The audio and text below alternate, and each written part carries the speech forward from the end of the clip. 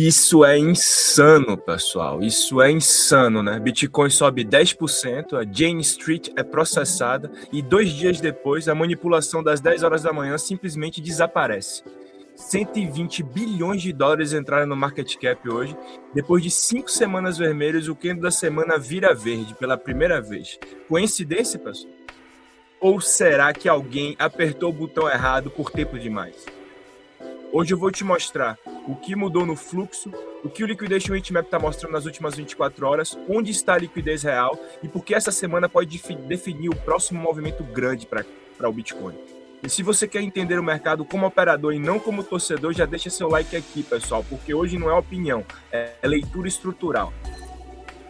O que eu vou mostrar para vocês agora, os trades que eu fiz essa semana, tá? Comecei no final de semana, na sexta-feira para ser mais exato, com um short em Bitcoin com alavancagem de 30 vezes, com entrada a 66.784, preço atual na captura de 64.151, um resultado de 118% de ganho. E um outro short também que eu fiz em Solana, que foi com uma alavancagem de 25 vezes, 80% de ganho, certo? Com a entrada de 81,53 e uma saída, né, de 74, 78 e 89. E, pessoal, não é sobre a alavancagem aqui agora que eu quero mostrar para vocês. É sobre entrada cirúrgica, stop curto, liquidation acima e liquidez acima e risco controlado. Eu estou agora com esse long que eu fechei, mas certo? Com a 68.368. Entrada 64.170, mas fiquem tranquilos que eu vou apresentar isso tudo para vocês no gráfico, tá bom? Mas enfim, só para mostrar para vocês que eu tô quente esse mês de fevereiro, né? Não tive pouquíssimos erros, dos quais foram super controlados com perdas mínimas. Vamos ver já aqui o Bitcoin, né? Eu mostro para vocês aqui o que aconteceu nas últimas semanas, né? Desde o dia 14 de fevereiro, eu fiz esse long extraordinário aqui, perfeito, bem calculado.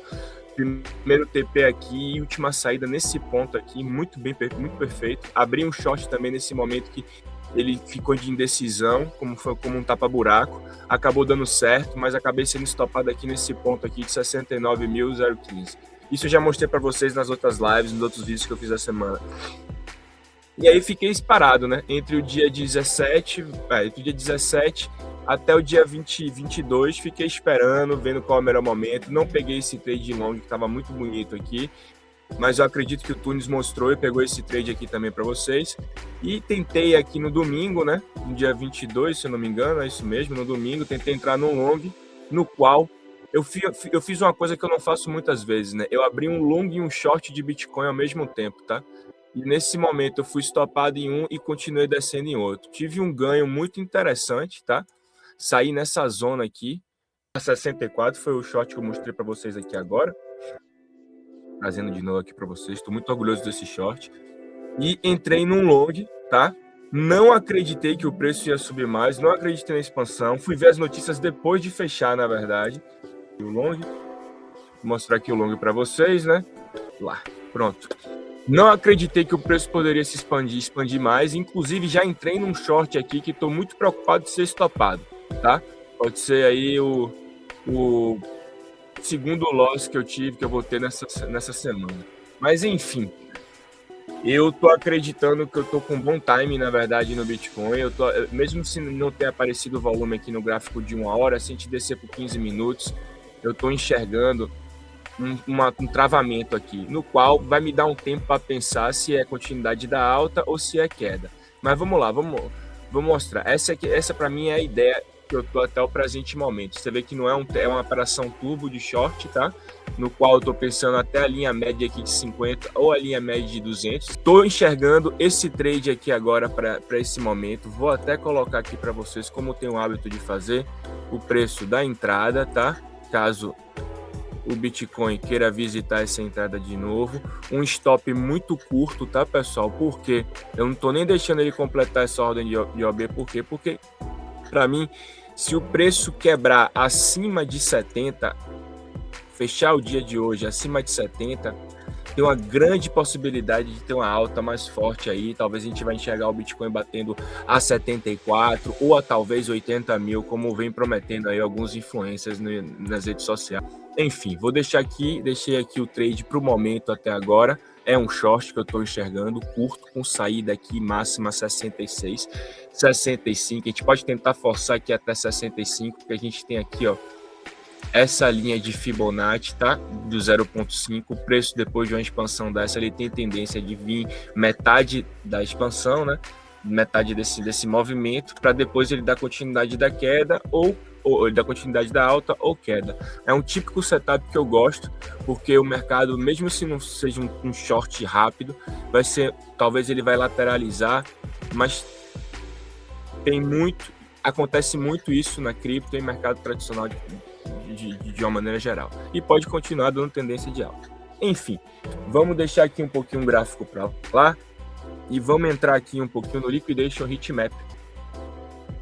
Então vamos lá, vamos falar um pouquinho aqui, né? Dois grandes ímãs. Você vê que a gente tem uma faixa que foi um cluster enorme entre 68 a 70 mil, né? E está sendo destruído. Tem mais um aqui agora, amarelo e tudo mais. E a gente tem forte concentração abaixo, entre 63 a 64, tá bom? Então, assim, o mercado não anda aleatório, pessoal. Se vocês que estão aqui que acompanham nosso canal, entendem muito bem isso. Ele sempre busca liquidez.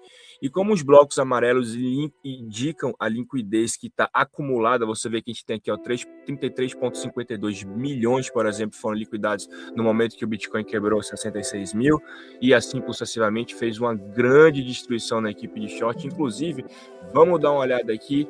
Que legal! 531 milhões de dólares, meio bilhão de dólares liquidados hoje, coisa normal da típica de um dia bom de cripto, né?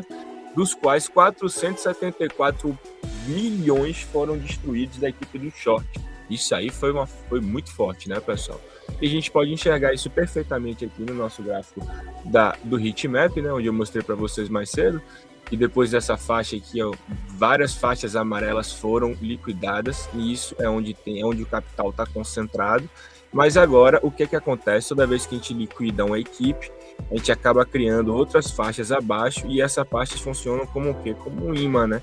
E vai puxando até ele liquidar todo mundo. Porque esse é o game do mercado. Ele não defende um lado ou outro, ele liquida todo mundo. Porque enquanto todo mundo discute notícia, o algoritmo está fazendo o quê? Está caçando stops. E se isso já está abrindo sua visão, pessoal, comenta aqui, ó, liquidez aqui no chat. Eu quero saber quem está operando com leitura estrutural e não com emoção. Então é isso, né, pessoal? Apresentei aqui para vocês o que eu estou achando das próximas 48 horas ou até 72 horas, até o final da sexta-feira, tá? E para mim é simples. Se o Bitcoin ele não recuperar 70k o mais rápido possível, o risco ainda de crash, de queda mais forte, ainda não acabou, certo? Pode acontecer uma contração mais lenta do que a gente está imaginando, mas assim, aí, se ele não conseguir quebrar o mais rápido possível a 70k, eu acredito que o preço vai continuar caindo. Ele aí está batendo aqui, né, fazendo, por isso que eu entrei num short aqui agora também a 69, porque eu sei que é um ponto psicológico e é um ponto de resistência macro também a 70k. Enfim, vamos lá, vamos um pouquinho para as notícias aqui agora, tá? Porque eu tô doido para falar sobre essa empresa aqui, que é a Jane Street. Mas antes de começar, eu quero que todo mundo preste atenção aqui bastante, tá bom? Porque isso aqui não é sobre preço, pessoal, é sobre poder. Mas antes de falar da acusação, você precisa entender quem é a Jane Street. A Jane Street não é uma corretora qualquer, é uma das maiores empresas de trade quantitativo do mundo. Eles operam ações, derivativos, ETFs e até opções, com alta frequência, uso de algoritmo também. E para ser mais sincero, são os verdadeiros market makers do mercado, tá? Eles estão no coração da liquidez global e quando o mercado se move, muitas vezes eles estão do outro lado. Mas Jane Street também carrega um histórico muito controverso. Em 2024, a empresa foi banida do mercado indiano. E qual foi a acusação? Manipulação e abuso de derivativos. Não estamos falando de teoria da conspiração, pessoal. Estamos falando de sanções regulatórias, certo? De países contra a empresa. Então, quando o nome deles aparece de novo, o mercado todo presta muita atenção. Mas vamos voltar aqui agora para 2022, tá? Com o colapso da Luna, tá? O UST, que era uma stablecoin do projeto da Luna, né? Uma stablecoin algorítmica, prometia estabilidade, prometia inovação, prometia um rendimento absurdo. E o que foi que aconteceu? Ela perdeu o PEG dela de $1. E em poucos dias, 40 bilhões de dólares evaporaram do mercado, do projeto. A Luna teve hiperflação, carteiras indo a zero, famílias destruídas. Muita gente perdeu todas as economias nesse projeto. Perdeu casa, carro, tudo que você pode imaginar. Eu mesmo perdi $10 mil naquela queda. E não foi só o dinheiro que eu perdi também a confiança no projeto. E até no momento de 2022, eu perdi na cripto como um todo, tá? Foi a sensação para mim, quando eu achei a cripto, eu tive a sensação que era um jogo que era justo. Porque como não tinha um intermediário, não tinha um governo para controlar. Mas depois desse crash da Luna, eu vi que não. Que manipulação, que especulação e que esquema acontece em qualquer lugar. Agora vamos voltar vamos voltar agora para os tempos atuais, em fevereiro de 2026. O administrador da falência da Terraform Labs, que tomava conta do projeto da Luna, processou a Jane Street em Manhattan. A acusação, pessoal, é grave. Eles dizem que o colapso não foi só acidente, foi uma estratégia. E segundo o processo, a Terraform removeu 150 milhões de UST da Curve. Minutos depois, a Jane Street despeja 85 milhões de dólares no mercado, causando um pânico e um despegue acelerado, né, da stablecoin deles, da UST. O sistema, depois disso, colapsa e o processo ainda afirma que havia informações privilegiadas. Um grupo privado chamado Bryce, segundo ele, o documento que ele relata, teria evitado mais de 200 milhões de dólares em perdas e lucrando durante todo esse caos. Jane Street negou tudo, chamou o processo de infundado, mas, pessoal, o time é muito interessante. Porque agora, essa imagem, né? Porque agora, depois de 2 dias somente que a Jane Street é processada, a suposta manipulação das 10 horas da manhã, que estava acontecendo quase todos os dias, parou. O Bitcoin teve uma reação de 10%, né, totalizando 120 bilhões de dólares que entraram no mercado, e o candle, que estava há 5 semanas vermelho, finalmente apareceu verde aqui agora. Será que isso é coincidência? Eu não estou afirmando nada, eu só estou observando padrões. E vamos agora para outra aqui, né? Uma boa também bullish, que é o outro lado da equação para mim, porque Trump, né, está confirmando que o Clarity Act será assinado antes de março. O que isso significa para a gente? Significa definição regulatória, pessoal, segurança jurídica, e que as instituições agora sabem onde estão pisando e vão pisar com muito mais força. Significa capital. O mercado não cresce com hype, ele cresce com previsibilidade. E se os Estados Unidos realmente virarem capital cripto, meu amigo, isso muda todo o fluxo global. E agora o macro, inflação dos Estados Unidos que caiu para 0,95%, a meta do Fed era 2%, e se a inflação está abaixo da meta, o Fed agora perde total argumento para manter as taxas de juros altas. E se os juros caírem, a liquidez vai aumentar, a gente já conhece isso. E o mercado cripto respira a liquidez, meu amigão.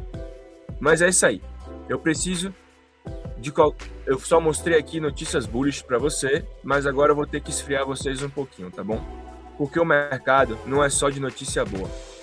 E o operador, ele não vive de euforia. Depois de tudo isso, é exatamente aqui que nasce o FOMO, pessoal. Um analista que eu acompanho muito, que é o Kyle Dupes, ele colocou algo muito interessante aqui nessa notícia que eu estou mostrando para vocês, né? O Bitcoin segurou 60 mil, mas está indo para um lugar nenhum. Essa que é a grande verdade. Porque se você der um zoom out, né? A gente está em perfeito equilíbrio, numa lateralização. Exaustão de vendedores, certo? Versus suporte de holders de longo prazo. Isso é fato. Parece uma força, mas também pode ser uma pausa, uma contração mais lenta, não é isso? Agora olha isso aqui também. 46%, certo? Nós estamos cerca de 46% abaixo do topo. Essa é a mesma região onde em 2022 pausou, antes de cair mais ainda. Eu não estou dizendo que vai se repetir, porque o mercado ele não se repete. Mas eu estou dizendo que estrutura importa. Ele não se repete, mas ele tem tendência a rimar, né? E o mercado adora repetir, porque o comportamento, quando emocional, é muito parecido. E é aqui que entra o detalhe mais perigoso. Quando o preço não sobe, o tempo vira pressão, pessoal. O bull precisa de continuidade. Se ele não recuperar os 70k, como eu falei para vocês no gráfico mais, o risco de crash ainda é alto. Ou de uma contração lenta, demorando mais nesse ponto aqui embaixo, não tendo movimento real nem para cima nem para baixo. E contração lenta é o pior de todos. Por quê? Porque ele destrói com o psicológico do operador, né? do trader. Então, deixa eu deixar uma coisa bem clara aqui para vocês. O pump de um dia não muda a estrutura. Notícia bullish, pessoal, não invalida a resistência. E processo judicial não garante tendência nenhuma. O mercado ainda está em zona de decisão. E se você entrar em FOMO, você vira liquidez. Se você esperar confirmação, você vira operador. Hoje foi um momento forte. Se subiu. A pergunta não é se subiu. A pergunta é quem foi liquidado no caminho. Hoje foram os bears. Amanhã podem ser os bulls. Aliás, nas 5 últimas semanas foram os bulls. Então temos, né? Vamos fazer um recapitulativo aqui de toda a seguida. Nós temos liquidez sendo caçada, processo contra players institucionais, mercado melhorando, estrutura ainda indefinida. Isso não é mercado resolvido, isso é um mercado de disputa, de plena guerra. Imagine lá, shield wall dos bears, shield wall dos bulls e todo mundo batendo escudo, enfiando lança um no outro. Esse é o momento da trocação, né? Com uma linguagem mais baixa. Mas é isso aí. E essa disputa gera o quê? Gera uma grande volatilidade. Então, se você quer aprender a operar sem FOMO, sem romantizar pump, sem virar liquidez, já se inscreve aqui no canal, porque aqui no Crypto Club a gente não compra manchete, a gente compra confirmação. E já comenta aqui, você entrou nesse pump ou está esperando estrutura? Até amanhã, pessoal. Valeu!